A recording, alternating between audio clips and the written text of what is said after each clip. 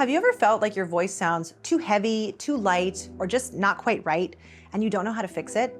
You might be dealing with vocal weight. What the heck is that? A lesser known but powerful ingredient in how gender is heard in the voice.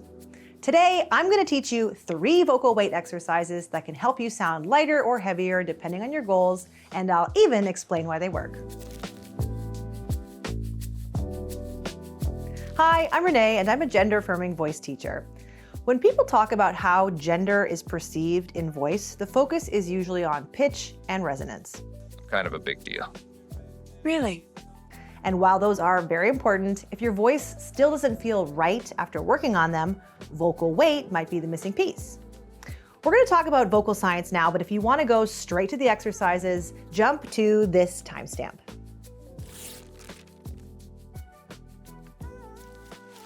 Vocal weight, also called vocal fold mass, can be described in many ways. The lightning round begins. Heavy versus light, thicker versus thin, buzzy versus breathy, with balanced in the middle.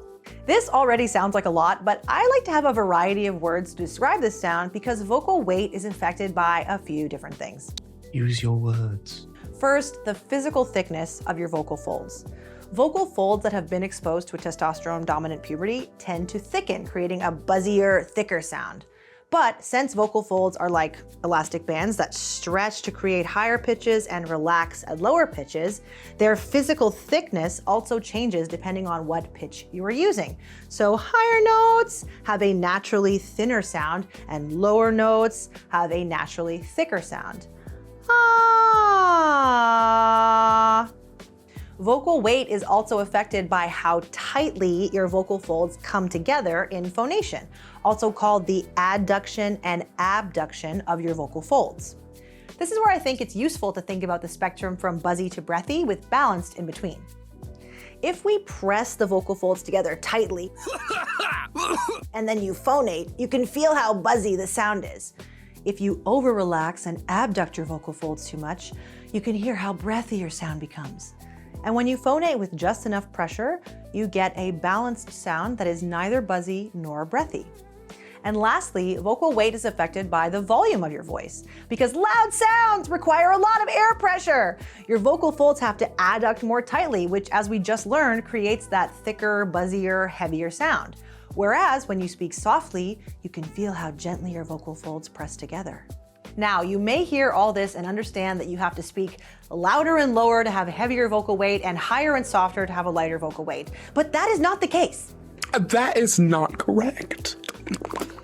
The exercises we're going to look at today will focus on that second piece, controlling how much adduction or abduction of the vocal folds you're using, regardless of pitch and volume. However, since you know the pitch and volume connection with vocal weight, you can use those as tools to improve your success. So for example, if you're working on lightening your vocal weight and you're struggling with these exercises that we'll look at, a moderate decrease in volume or increase in pitch could give you the boost you need. Tools, like this blowgun I used to hunt monkeys with the Karubo in the Amazon. People sometimes associate heavier voices with masculinity and lighter voices with femininity, but that is not a hard rule. My voice is relatively thick and it still gets read as feminine a lot of the time. But when I remove all the buzziness from my voice, I call this my GPS voice. Turn left here. Okay. So this is a great area to explore what feels right to you without worrying about stereotypes. Now, here's something important. Not all buzzy sounds come from the same place. In this video, we're focusing on the heaviness and lightness that come from the adduction of your true vocal folds. But there's another structure just above them called the aryepiglottic sphincter. Yeah, that's a sphincter. Which can add twang when it contracts. This can also create a buzzy or intense quality, but it's a different mechanism. I'll cover twang in another video. Can we please just stop talking about your twang? And one more thing, sometimes buzziness or rumbliness comes from false fold phonation, when the false folds, which usually stay out of the way, start to vibrate alongside the true vocal folds. Like this. That's another source of vocal weight or roughness that we'll also dig into in a future video. So now that you know what vocal weight is and where it comes from, let's talk about how to change it.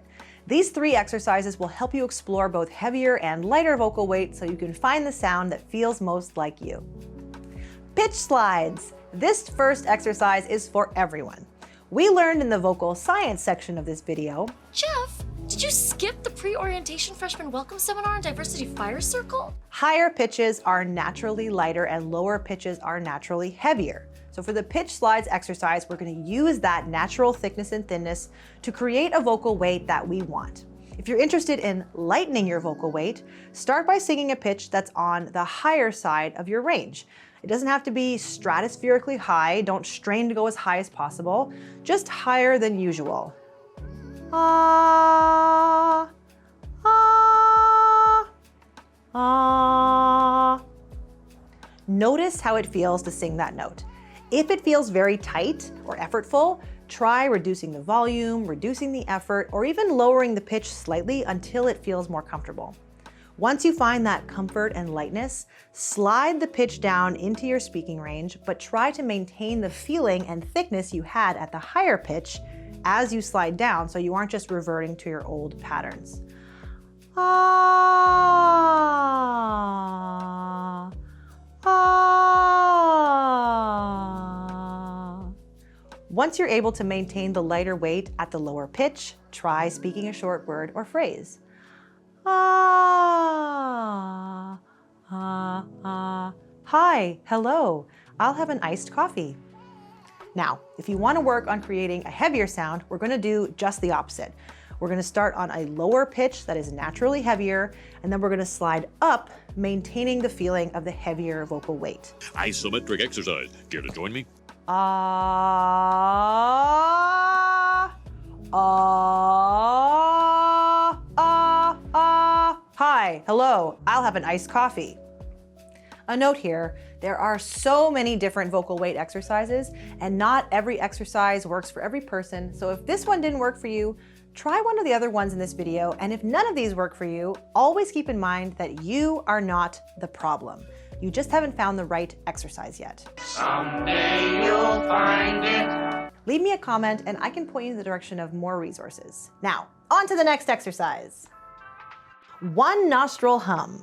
This next one helps you find a lighter vocal weight. It works by gently balancing the air pressure above and below your vocal folds, which encourages more efficient closure without pushing. Here's how you do it. First, you close your lips, then you pinch one nostril shut like this. Then hum a comfortable mid-high pitch. I might even change the pitch for myself. I probably would want a little higher. But everyone's pitch is going to be different. Once you found your pitch, you're going to slowly open the nostril and open the mouth into an ah vowel like this.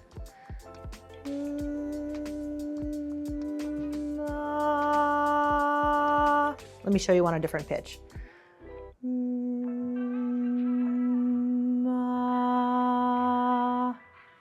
Once you've done that, you can move on to short words and phrases. Hi, hello. I'll have an iced coffee. If this is not your first day on this channel, you may recognize this exercise as a semi-occluded vocal tract exercise. SOVTs are amazing for creating balanced and efficient phonation, which is everything we need for a lighter, more balanced sounding voice. But while these exercises create the conditions for lightness, it doesn't do it for you. So when trying this exercise, stay focused on reducing vocal fold pressure and tightness. If you want to learn more about semi-occluded vocal tract exercises and straw phonation, I actually have 2 really great videos on the subject that I have linked below. Get soft, get soft, get soft. Now let's flip it. This next exercise helps you create a heavier vocal weight. It's called stuck tongue, and here's how you do it. First, press the tip of your tongue to the roof of your mouth, just behind your front teeth with a moderate amount of pressure, and phonate on The additional effort created by pushing up on the roof of your mouth should translate into a heavier sound through more adduction. See if you can maintain the sound without the tongue pressed against the roof of the mouth, and then work on short words and phrases. Hi, hello, I'll have an iced coffee. This is a great way to find heavier fold contact without just pushing harder or getting louder. Sorry, one last thing. What I also wanted to add is that these are exercises. I sometimes see people comment on exercise videos, "This doesn't sound natural when I do it." And that's probably true, especially when you first start. So also remember that if an exercise is working for you, but it isn't giving you quite what you want yet, that can take time. So if it isn't working, look for another exercise. But if it is working and not doing exactly what you want it to yet, just give it a little more time. So that's vocal weight, what it is, how it works, and 3 ways to start shifting it in your own voice. Whether you're aiming for something lighter, heavier, or something in between, the most important thing is to stay curious and keep experimenting. As I said, not every person will click with every exercise, and that's okay. The more tools you have, the easier it becomes to find the sound that feels most like you.